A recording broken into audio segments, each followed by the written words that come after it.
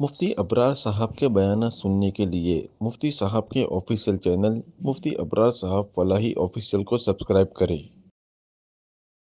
اعوذ باللہ من الشیطان الرجیم بسم اللہ الرحمن الرحیم ان عبادی لیس لک علیہم سلطان وَكَفَى بِرَبِّكَ وَكِيلًا رَبُّكُمُ الَّذِي يُزْجِي لَكُمُ الْفُلْكَ فِي الْبَحْرِ لِتَبْتَغُوا مِنْ فَضْلِهِ إِنَّهُ كَانَ بِكُمْ رَحِيمًا وَإِذَا مَسَّكُمُ الضُّرُّ فِي الْبَحْرِ ضَلَّ مَن تَدْعُونَ إِلَّا إِيَّاهُ فَلَمَّا نَجَّاهُمْ إِلَى الْبَرِّ أَعْرَضْتُمْ وَكَانَ الْإِنسَانُ كَفُورًا صدق اللہ العظیم۔ بے شک میرے نیک بندے وہ ہیں جن پر تیری کوئی حکومت اور سلطنت نہیں چلتی، اور آپ کا رب آپ کے وکیل اور کارساز ہونے کے اعتبار سے کافی ہے۔ وہی ہے تمہارا رب جو تمہارے لیے سمندر میں کشتیوں کو دوڑاتا ہے تاکہ تم اس کے فضل کو تلاش کرو، بے شک وہ تم پر بڑا رحم کرنے والا ہے۔ اور مشرکین مکہ کی حالت یہ ہے کہ جب تم کو سمندر میں کوئی تکلیف پہنچتی ہے تو جن معبودوں کو تم پکارتے ہو وہ سب غائب ہو جاتے ہیں سوائے اس ایک اللہ کے۔ پر جب وہ تم کو خشکی پر نجات دیتا ہے تو تم اعراض کرنے لگتے ہو، اور انسان تو ہے ہی بڑا ناشکرا۔ یہ سورہ بنی اسرائیل کی 65، 66 اور 67 نمبر کی آیات ہے۔ ان آیات میں اللہ تبارک و تعالی نے دو باتوں کو مختلف طور پر ذکر کیا ہے۔ پہلی جو آیت کریمہ ہے اس کا تعلق تو ماقبل سے ہے، یعنی اوپر اللہ تبارک و تعالی نے شیطان کے باب میں، ابلیس کے باب میں جو بات ذکر کی تھی کہ میں تجھے دنیا کے اندر مہلت دیتا ہوں کہ تو جا، اور جا کر اپنی آواز کے ذریعے سے، اپنے لشکروں کے ذریعے سے، اور تو بندوں کے مال اور ان کی اولاد میں شریک ہو کر ان کو بہکا اور راستے سے ہٹا۔ تیرے اندر جتنی ہمت ہو اتنا کر کے دکھا، لیکن میرے بعض بندے ایسے ہیں کہ ان پر تیری کوئی گرفت نہیں چلے گی۔ اسی وجہ سے یہ آیت کریمہ کے تحت حضرات علماء مفسرین نے یہ بات نقل کی ہے کہ اگرچہ اللہ تبارک و تعالیٰ نے شیطان کو ڈھیل دی، اس کو مہلت دی ہے، اس کو کسی درجے میں قدرت اور طاقت دی ہے، لیکن اس کا مطلب یہ نہیں ہے کہ وہ انسانوں کو اتنا ورگلائے گا، انسانوں پر اتنا حاوی ہو جاوے گا کہ اس کو اعمال سے بالکل ہی دور کر دے گا، ایمان سے بالکل ہی دور کر دے گا۔ تو کہا کہ نہیں، اس کا کام صرف وسوسہ ڈالنا ہے، اس کا کام صرف جو ہے وہ اوپر سے تھوڑی بہت حرکت کرنا ہے، باقی پورا اختیار، پوری قدرت شیطان اور ابلیس کو حاصل نہیں ہوتی ہے۔ اسی وجہ سے ایک روایت ذکر کی گئی مسند احمد کی، جس میں یہ بات ذکر کی گئی ہے کہ ایماندار آدمی، یعنی ایمان والا آدمی، نیک آدمی اپنے شیطان کو ایسا کمزور کر دیتا ہے جیسا کہ لمبے سفر کے بعد مسافر اپنے اونٹ کو کمزور کر دیتا ہے۔ لمبا سفر کرنے کی وجہ سے مسافر کا اونٹ کمزور ہو جاتا ہے، بھوکے رہنے کی وجہ سے، پیاسے رہنے کی وجہ سے۔ یہ مثال عربوں کے اعتبار سے دی گئی کہ عرب حضرات جو ہے وہ اونٹ پر سواری کرتے تھے، اور اونٹوں کے اوپر سواری کر کر مدتوں میلوں کا سفر طے کرتے تھے، اور اس سفر میں وہ خود تو لاغر اور کمزور ہو ہی جاتے تھے، ان کے ساتھ ساتھ ان کے اونٹ بھی لاغر اور کمزور ہو جاتے تھے، تو لہذا مثال دے کر سمجھایا کہ ایک لمبا سفر گزارنے کے بعد اونٹ جس طرح کمزور اور لاغر ہو جاتا ہے، چلنے کے بھی ہوش اس کو نہیں رہتے ہیں، کہا کہ ایمان والا اپنے ایمان کے بلبوتے پر، اپنے نیک اعمال کے بلبوتے پر شیطان کو اسی طرح کمزور کر دیتا ہے جس طرح ایک اونٹ لمبا سفر طے کرنے کے بعد کمزور ہو جاتا ہے۔ لہذا ہرگز یہ بات ہمارے دلوں میں نہیں آنی چاہیے، اور عام طور پر انسان یہی سمجھتا ہے کہ میں یہ کام کرنا چاہتا ہوں لیکن شیطان کی وجہ سے نہیں کر سکتا، میں یہ کام کرنا چاہتا ہوں لیکن ابلیس ملعون کی وجہ سے نہیں کر سکتا، تاکہ اس کو اختیار پورا نہیں ہوتا، اس کو صرف جو ہے وہ وسوسہ ڈالنے کا اور تھوڑا سا انسان کو ورگلانے کا اتنا اختیار ہوتا ہے۔ پھر جب انسان اس کی منمانی کرنے لگتا ہے، اس کی بات ماننے لگتا ہے، تو پھر اللہ تبارک و تعالی جو ہے وہ شیطان جو ہے وہ اتنا حاوی ہو جاتا ہے کہ اس پر پورا قابض ہو جاتا ہے۔ اسی لیے اللہ نے قرآن میں اس کو بھی ذکر کیا، فرمایا وَمَن يَعْشُ عَن ذِكْرِ الرَّحْمَنِ نُقَيِّضْ لَهُ شَيْطَانًا فَهُوَ لَهُ قَرِينٌ، کہ جو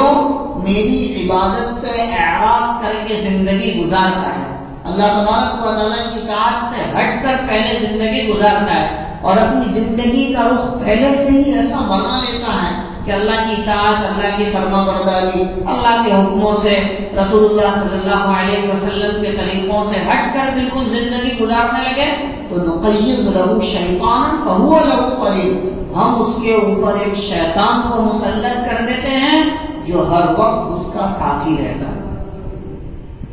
پہلے ایمان والا عبادتوں سے ہٹ کر زندگی گزارتا ہے، گناہوں والی زندگی گزارتا ہے، معصیت والی زندگی گزارتا ہے، اللہ کی نافرمانی والی زندگی گزارتا ہے، یہ سب چیزیں ہوتی ہیں۔ پھر اس کے بعد اللہ تبارک و تعالیٰ کہہ رہے ہیں نقیض لہ شیطانا فہو لہ قرین، کہ ہم اس کے اوپر شیطان کو مسلط کر دیتے ہیں اور اس کا ساتھی رہتا ہے، اور وہ کیا کرتا ہے، وہ انسان کو ایسے ورگلاتا ہے کہ وہ بتلاتا ہے کہ یہی سیدھا راستہ ہے، یہی حق راستہ ہے، اور اس کو پوری زندگی غلط راستے پر چلاتا ہے۔ وَإِنَّهُمْ لَيَصُدُّونَهُمْ عَنِ السَّبِيلِ وَهُمْ مُهْتَدُونَ، کہ وہ راستے سے بھٹکاتا رہتا ہے اور وہ انسان یہ سمجھتا ہے کہ میں راہ راستہ پر ہوں۔ تو لہٰذا یہ بات ہرگز نہیں سمجھنی چاہیے کہ شیطان کا تسلط ہم کو عبادتوں کے اندر مانے ہے، ہم کو اللہ کی اطاعت کی طرف نہیں لا رہا ہے، میں تو برسوں سے کوشش کر رہا ہوں لیکن شیطان کی وجہ سے میری زندگی میں تبدیلی نہیں آتی ہے، تاکہ نہیں، شیطان کا کام صرف وسوسہ کرنا ہے، لیکن شیطان سے بڑا دشمن آدمی کا اس کا نفس ہے۔ اسی لیے کہتے ہیں کہ رمضان میں اللہ تبارک و تعالیٰ شیاطین کو سمندر میں قید کر دیتے ہیں اور ایمان والے بندوں کے روزوں کو خراب نہ کرے اس وجہ سے ان کو قید کر دیا جاتا ہے، لیکن اس کے باوجود ہم دیکھتے ہیں کہ گناہوں کے اثرات تو روئے زمین پر باقی رہتے ہیں، اور اب تو یہ ہے کہ ایسا دور ہو گیا ہے کہ اس میں گناہوں کے اثرات اور زیادہ دکھائی دینے لگتے ہیں۔ پہلے تو لوگوں کے چہروں سے معلوم ہوتا تھا کہ رمضان آ گیا ہے، لہٰذا لوگوں کے چہروں کی تبدیلی ہو جاتی تھی، لوگ جھوٹ بولنا چھوڑ دیتے تھے، دھوکہ دینا چھوڑ دیتے تھے، اللہ کی نافرمانی چھوڑ دیتے تھے، اور ایک مہینہ بالکل مر مٹ کر اللہ کو راضی کرنے والے بن جاتے تھے۔ لیکن آج کل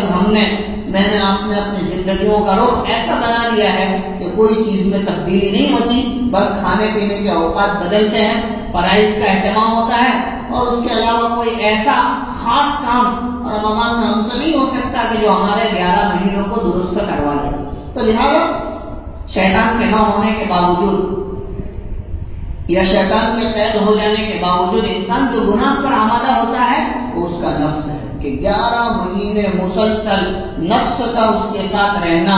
اس کا جو ہے وہ ملامست کرنا، اس کے ساتھ اٹھنا بیٹھنا، اس کو ورگلانا، تو اس کے اثرات 11 مہینے کے بعد بھی باقی رہتے ہیں۔ ایسا ہوتا ہے بسا اوقات کوئی چیز آدمی کی زندگی سے نکل جاتی ہے لیکن اس کے اثرات برسوں تک رہتے ہیں، تو 11 مہینے شیطان کی تلبیس، نفس کی تلبیس 1 مہینے باقی رہتی ہے۔ اسی وجہ سے کہا گیا کہ انسان کا دشمن شیطان تو ہے ہی ہے، لیکن اس سے بھاری دشمن آدمی کا نفس ہے، اس کو قابو میں کرنا چاہیے۔ کہتے ہیں کہ ایک قدم اپنے نفس پر رکھ، دوسرا جنت میں ہوگا کہ شیطان سے زیادہ خطرناک وہ ہوتا ہے. اور عام طور پر شیطان یہی آدمی کو ورگلاتا ہے کہ میں یہ کام کرنا چاہتا تھا لیکن شیطان کی طرف سے نہیں کر سکا. ابلیس ملعون نہیں کرنے دیتا، حالانکہ ایسا ہوتا نہیں ہے. وہ وسوسہ ڈال کر چلا جاتا ہے، آپ کے دل میں صرف وسوسہ ڈالتا ہے کہ نماز نہیں پڑھتی،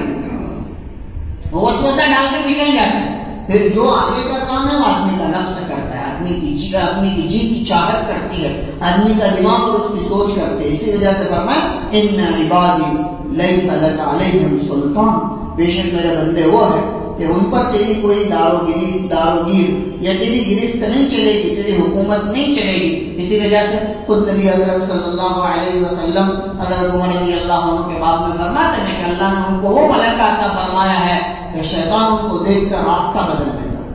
شیطان ان کو دیکھ کر راستہ بدل دیتا. لہذا ایمان والا اپنے شیطان کو ایسا کمزور کر دیتا ہے جیسا مسافر ایک لمبے سفر کے بعد اپنے اونٹ کو کمزور کر دیتا ہے. آگے فرمایا وَكَفَىٰ بِرَبِّكَ وَكِيلًا، اور آپ کا رب آپ کے لیے کارساز ہونے کے اعتبار سے کافی ہے. چاہے شیطان اپنا زور لگا دے، چاہے وہ اپنی کوشش کر لے، چاہے وہ اپنی انتھک محنت کر لے، لیکن اللہ تبارک و تعالیٰ جن بندوں کو ہدایت دینا چاہتے ہیں، جن کی مغفرت کرنا چاہتے ہیں، جن کو جنت دینا چاہتے ہیں، ان پر اس کا تسلط نہیں چلے گا. اللہ ان کو اس کی گرفت سے باز رکھیں گے، دور رکھیں گے. یہ اللہ تبارک و تعالیٰ کا وعدہ ہے. آگے اللہ رب العزت شرک ہی کے متعلق ذکر کرتے ہیں کہ ربکم الذی یزجی لکم الفلک فی البحر لتبتغوا من فضلہ، تمہارا پروردگار تو وہ ہے جو تمہارے لیے سمندروں کے اندر کشتیاں چلاتا ہے، بڑے بڑے جہاز تمہارا رب چلاتا ہے. یعنی انسان کو یہ بتلایا گیا کہ سمندر پر کشتی کا چلنا، ہوا میں ہوائی جہاز کا اڑنا، راستے پر گاڑی کا چلنا، تاکہ یہ سب تمہارے بس کی بات نہیں ہے، تمہارا رب چلاتا ہے. اسی لیے ہم جب سواری پر سوار ہوتے تو ہمیں جو دعا کی ترغیب دی گئی ہے وہ دعا اسی ایمان کا نتیجہ ہے. سبحان الذی سخر لنا ھذا، پاک ہے، بابرکت ہے وہ ذات جس نے اس گاڑی کو، اس سواری کو ہمارے لیے مسخر کیا، ورنہ ہمارے بس کی بات نہیں. یہ اونٹ، یہ بڑے بڑے جانور، ان کے اوپر آدمی سواری کرتا ہے، اگر یہ قابو سے باہر ہو جائے 100 آدمی مل کر ان کو کنٹرول میں نہیں لا سکتے. کہ یہ جب اپنے قابو سے باہر ہو جائے انسان کو اوپر سے نیچے پھینک دے اور اپنے پیروں کے نیچے باندھ کر ان کا ریزہ ریزہ کر دے گا. کئی مرتبہ ایسا ہوتا ہے جب جنگوں کے اندر اونٹ اور ہاتھیوں کی جنگ ہوتی تھی، بسا اوقات اونٹ اور ہاتھی جب بگڑ جاتے تھے تو لاشوں کے ڈھیر لگ جاتے تھے، اس لیے کہ وہ جہاں جاتے تھے اس کو کچل دیتے تھے، اور جو کچلا جاتا تھا اس کا انتقال ہو جاتا تھا. تو یہ جانوروں کو مسخر کرنا، یہ سواریوں کو مسخر کرنا اللہ کی طرف سے. انسان گاڑی چلاتا ہے تاکہ ایک ہاتھ میں اس کا ایکسیلیٹر ہوتا ہے، وہ گھماتا ہے، اس کی وجہ سے چلتا ہے. اگر یہی ایکسیلیٹر تیز ہو جائے تو آدمی کہیں سے نہیں چلا جاتا. اللہ نے مسخر کیا، اللہ نے اس کی تسخیر کی ہے، اللہ نے ہمارے قابو میں اور کنٹرول میں دیا ہے، اس میں ہمارا کوئی اختیار نہیں. پھر آدمی اس پر بیٹھ کر اکڑ پکڑے، اس گاڑی میں بیٹھ کر اکڑ محسوس کرے کہ ہاں میں تو بہت بڑی گاڑی میں سوار ہوں اور میں تو بہت بڑی مرسیڈیز میں بیٹھا ہوں. کہا کہ اس کو مسخر کرنے والا تو اللہ خود کہہ رہا ہے کہ سبحان الذی سخر لنا ھذا وما كنا له مقرنین وانا الى ربنا لمنقلبون، کہ ہمارے بس میں نہیں تھا کہ ہم اس کو قابو میں لا سکیں. تو لہذا اللہ سمندروں کے اندر کشتیوں کو، بڑے بڑے جہازوں کے باب میں کہہ رہے ربکم الذی یزجی لکم الفلک فی البحر، تمہارا پروردگار تو وہ ہے جو تمہارے لیے سمندر کے اندر کشتیوں کو چلاتا ہے. بڑے بڑے ہوا جو ہے وہ جہاز کشتیوں کے یعنی جو ہے وہ سمندروں کے اندر، پانی کے اندر چلتے ہیں، پانی کے ٹھپوئیوں کے درمیان رات دن مسلسل چلتے رہتے ہیں، اور اللہ تبارک و تعالیٰ ان کو کنارے تک پہنچاتا ہے. اور یہ اللہ نے کیوں نظام چلایا؟ لِتَبْتَغُوا مِن فَضْلِهِ، تاکہ تم سمندر میں اس کے فضل کو تلاش کرو. فضل سے مراد روزی، کہ تم اس کے فضل کو، اس کی روزی، اس لیے کہ دنیا کا ایک بہت بڑا حصہ ایسا ہے کہ ان کی روزی سمندر سے وابستہ ہے.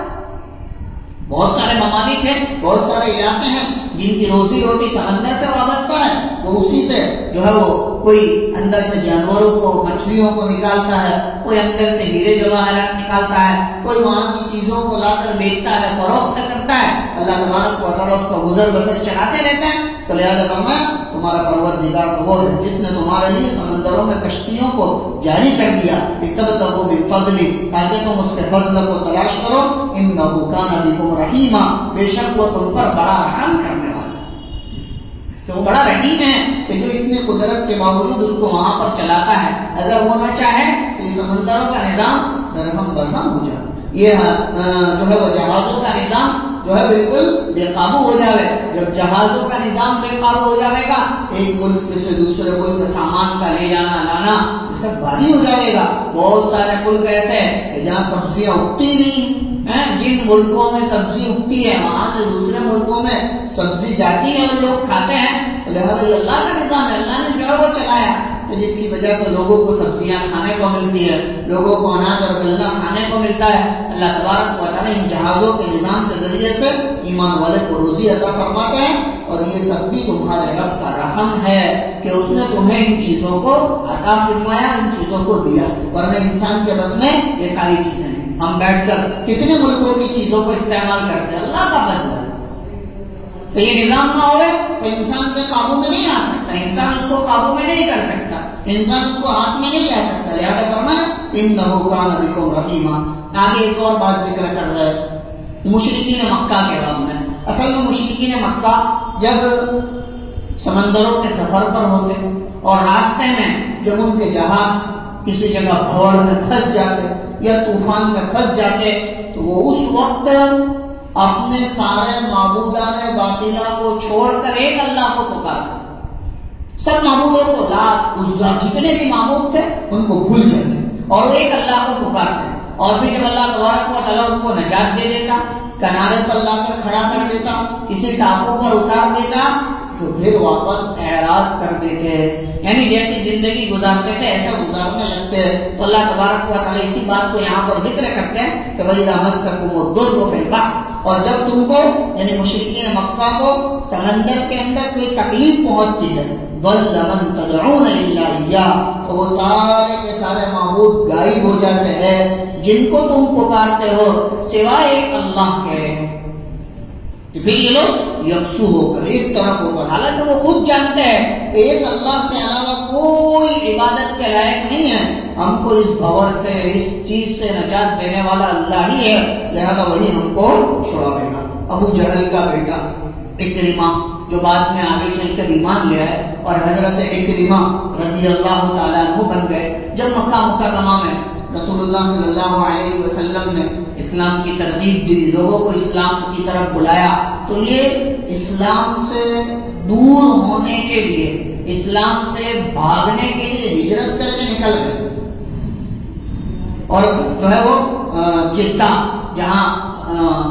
جہاز وغیرہ چلتے جو سمندر کا کنارہ ہے وہاں پر پہنچ گئے, اور پہنچ کر یہ نیت اور ارادہ کیا کہ میں کسی جہاز کے اندر بیٹھ جاؤں اور ملک حبشہ یعنی ایتھوپیا, ساؤتھ افریقہ یا کسی ملک میں نکل جاؤں تاکہ محمد صلی اللہ علیہ وسلم کا دین مجھ سے بچ جائے اور میں اسلام قبول نہ کروں. یعنی اسلام سے بچ کر اسلام کی دشمنی میں مسلمان نہ ہونا پڑے, اسلام قبول نہ کرنا پڑے, اس لیے کہ لوگ اسلام میں آ رہے ہیں اور کثرت سے آ رہے ہیں, لہٰذا مجھے بھی اسلام قبول کرنا پڑے گا. تو حضرت اکرمہ رضی اللہ عنہ ابو جہل کے بیٹے, کون ہے ابو جہل کے بیٹے اکرمہ, جو ابھی اسلام نہیں لائے ہیں, اور اس طرح جہاز کے اندر سوار ہو گئے اور اچانک سے جہاز بھور میں پھنس گیا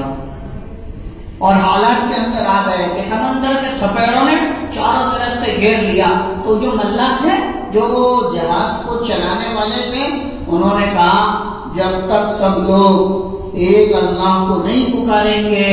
وہاں تک یہ جہاز آزمائش سے نہیں نکلے گا. جب تک سب لوگ ایک اللہ کو نہیں پکاریں گے وہاں تک یہ نہیں نکلے گا. تو لہٰذا حضرت اکرمہ ابھی ایمان نہیں لائے, ان کو سوچ اور جو ہے وہ بچار آیا کہ یہ کیا بات ہے کہ ہم خشکی پر تو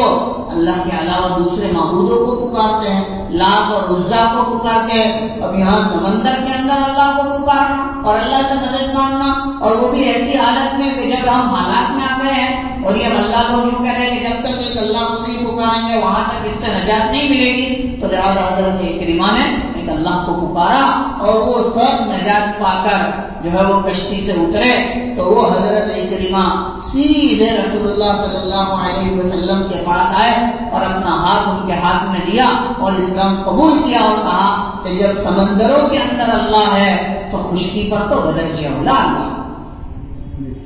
خشکی پر تو بدرجہ اولا ہے، تو لہٰذا میں اسلام کو قبول کرتا ہوں اور ان کا اسلام جو ہے وہ قبول ہوا اور اللہ تبارک و تعالیٰ نے بہت کام لیا، یہاں تک کہ حضرت عمر رضی اللہ تعالیٰ عنہ کے خلافت کے دور میں ان کو شہادت تک نصیب ہوئی، اللہ نے ایسا اسلام ان کو عطا فرمایا۔ تو لہذا ایسا ہوتا ہے کہ بسا اوقات کوئی بات آدمی کے دل پر ایسی اثر کر جاتی ہے کہ اس کی زندگی بدلنے کا ذریعہ بن جاتی ہے، لہذا فرمایا وَإِذَا مَسَّكُمُ الضُّرُّ فِي الْبَحْرِ، اور جب تم کو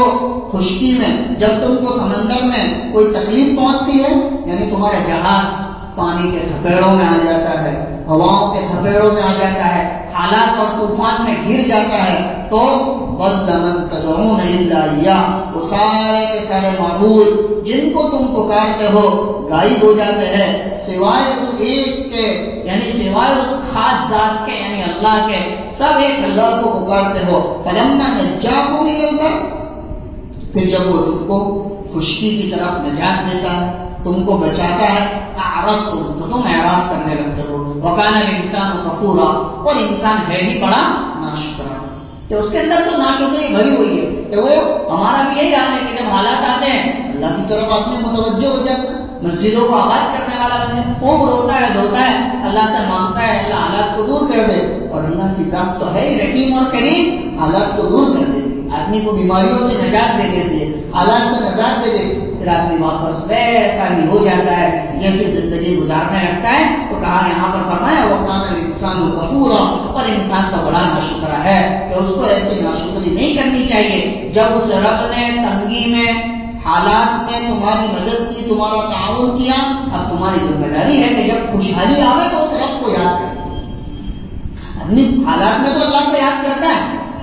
کہ کورونا میں ہم نے دیکھا کہ لوگوں نے اللہ کو یاد کرنا شروع کر دیا، لیکن جب خوشحالی آ گئی اللہ نے اچھا کر دیا، حالات ٹھیک ٹھاک ہو گئے، کاروبار دم دھوکھا چلنے لگے، تو آدمی اللہ کو بھول جاتا ہے اور اعراض کرتا ہے اللہ کی عبادت سے، اس کی اطاعت سے، اس کے سامنے سجدہ کرنے سے، اس کے سامنے رونے دھونے سے، سب جو ہے وہ چھوڑ جاتا ہے۔ تو کہا کہ یہ بڑا ناشکرا ہے۔ ہونا تو کیا چاہیے کہ اللہ خوشی میں بھی یاد رہے، غمی میں بھی یاد رہے،